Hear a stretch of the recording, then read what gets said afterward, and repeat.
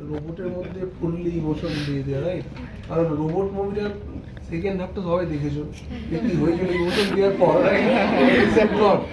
কখনোই করা উচিত নয়।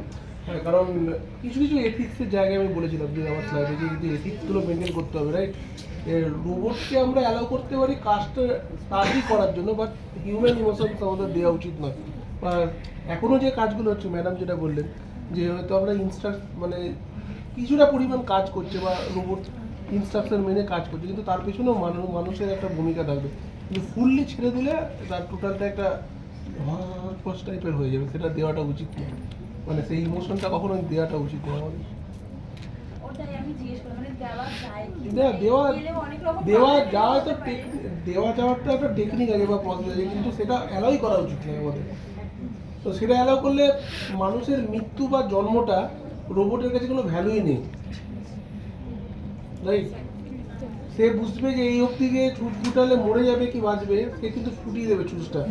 সে মরে গেল, তার কাছে কোনো ইমোশনস নেই, তো না, সেটা দেওয়াটা উচিত নয় তাকে। কারণ সে তো কারণ রোবটের সেকেন্ড হাফটা যা হয়েছিল যে অন্য জিনিসটা হয়ে গেল, রাইট?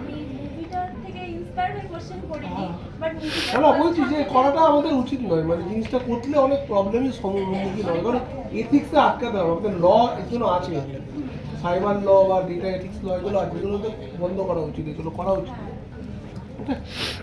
ওকে, খুব ভালো লাগলো।